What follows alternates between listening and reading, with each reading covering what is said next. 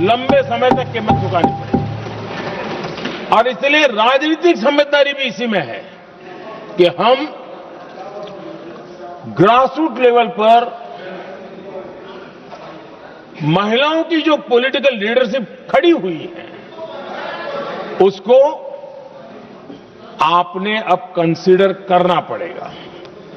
यहां मैंने सुना हमारे मुलायम सिंह जी थे, तब से एक विषय चला रहे हैं, उनके परिवार वाले पे भी चला रहे हैं। आप देश की बहनों पर भरोसा करो ना, उनकी समझदारी पर भरोसा करो। एक बार 33% बहनों को यहां आने दो, आकर के उनको निर्णय करने दो, किसको देना है किसको नहीं देना है, इस वर्ग को देना उस वर्ग को देना, करेंगे वो निर्णय। हम उनके सामर्थ्य पर आशंका क्यों करते भाई? एक बार आने तो दो, उनको आने तो दो। जब आएंगे तो 34 पे और दूसरा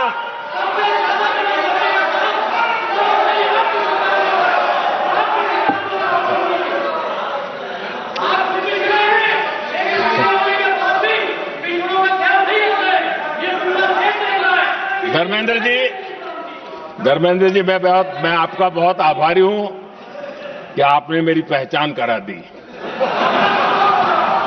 ये बात सही है, मैं अति पिछड़े समाज से आता हूं।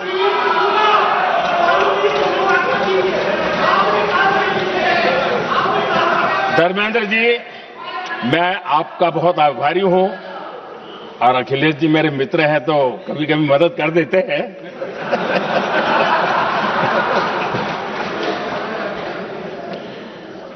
ये बात सही है कि मैं अति पिछड़े समाज से आता हूं, लेकिन मेरा दायित्व समाज के सबको साथ लेके चलने का है, और यही मेरे संविधान ने मुझे यही रास्ता दिखाया है। मेरे लिए संविधान ही सर्वोपरि है, और इसलिए और ये संविधान की ताकत है कि मेरे जैसा अत्यंत छोटे समाज का, अति पिछड़े समाज के व्यक्ति को इतना बड़ा दायित्व देश ने दिया।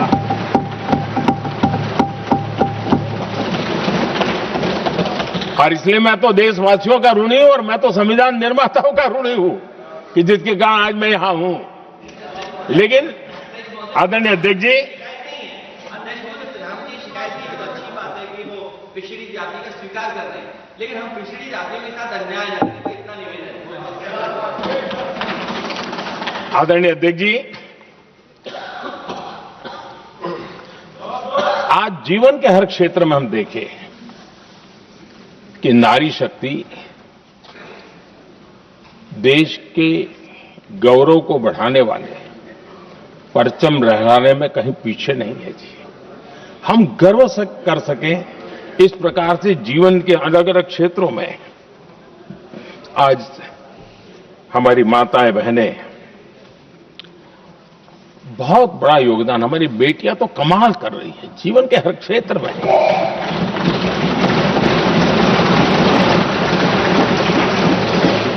इतना बड़ा सामर्थ्य,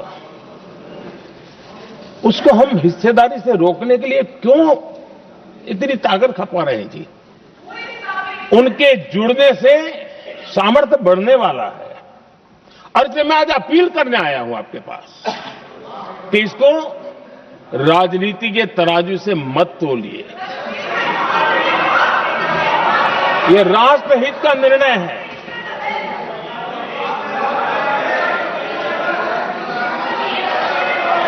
आदरणीय अध्यक्ष जी,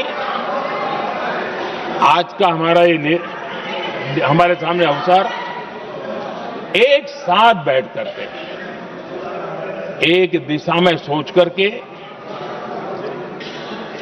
विकसित भारत बनाने में हमारी नारी शक्ति की भागीदारी को एक खुले मन से निर्णय करने का अवसर है, स्वीकार करने का अवसर है। और मैंने जैसा पहले ही कहा कि आज पूरा देश और विशेष करके नारी शक्ति हमारे निर्णय तो देखेगी, लेकिन निर्णय से ज्यादा हमारी नीयत को देखेगी। और इसलिए हमारी नीयत की खोट देश की नारी शक्ति कभी माफ नहीं करेगी।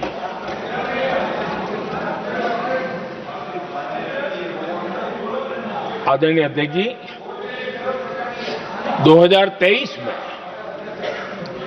इस नए सदन में हमने सर्वसम्मति से एक प्रकार से इस अधिनियम को स्वीकार किया था। पूरे देश में खुशी का वातावरण बना, उस पर कोई राजनीतिक रंग नहीं लगे और इसलिए वो कभी राजनीतिक इश्यू भी नहीं बना। तो एक अच्छी स्थिति है। अब सवाल ये है कि हमें कितने समय तक इसको रोक